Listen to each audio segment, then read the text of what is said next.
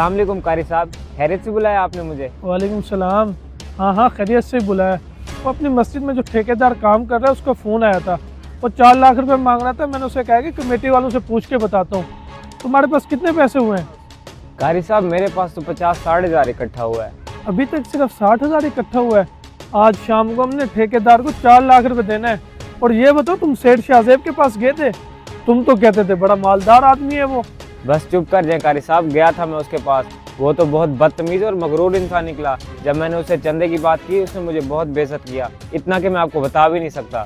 मगर हमें तो शाम तक 4 लाख रुपए चाहिए। कुछ ना कुछ तो करना ही पड़ेगा। मैं खुद जाता हूँ, जाके बात करता हूँ उससे। रहने दे कारी साहब, वो बहुत बद इखलाक इंसान है। ऐसे आपके साथ बद इखलाकी करेगा। क्या करेगा? ज़्यादा से ज़्यादा बातें ही सुना देगा। लेकिन एक दफ़ा जाऊंगा ज़रूर उसके पास। ठीक है जी, आप में हिम्मत है तो आप चले जाएं। मुमकिन है शायद कोई बात बन जाए। इंसान को हमेशा उम्मीद अच्छे की रखनी चाहिए। आप दुआ करना, अल्लाह खैर करेगा। ठीक है, अल्लाह हाफिज़, मैं चलता हूँ।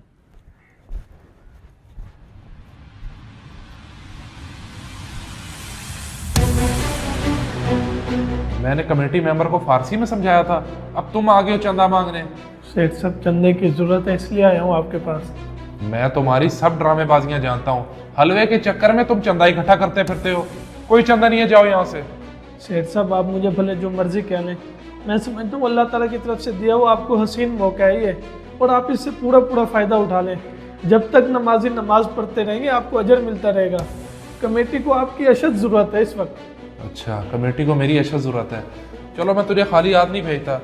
ये ले पैसे और निकल यहाँ से। ऐसा तो ना करें सेठ साहब, ये तो सरासर ज्यादती है। आज के दौर में 50 रुपए में क्या आता है भला? मेरे पास यही थे जो तुम्हें दे दिए। अब खुदा का वास्ता है, जाओ यहाँ से। सेठ साहब, इतना बड़ा दफ्तर और फैक्ट्री चला रहे हैं आप, अल्लाह की राह में देने के लिए सिर्फ 50 रुपए? मुझे तुम बताओगे क्या है मेरे पास और क्या नहीं। अब जाते हो यहाँ से या बुलाऊं गार्ड को?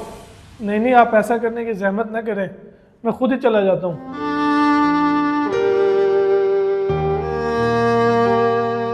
पता नहीं कहाँ से आ गया सुबह सुबह दिमाग खराब करने। पता नहीं कैसे लोग हैं इस दुनिया में।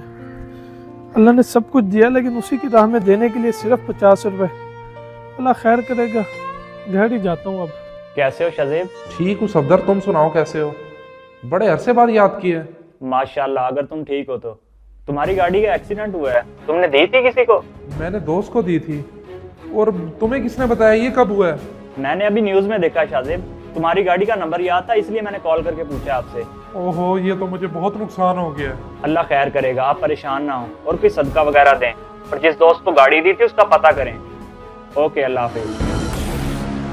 लाखों रुपए का नुकसान हो गया मुझे। ये जो कुछ देर पहले मैंने कारी साहब के साथ ज्यादती की है उसी की सजा मिली है। फौरन जाकर उनसे माफी मांगता हूँ।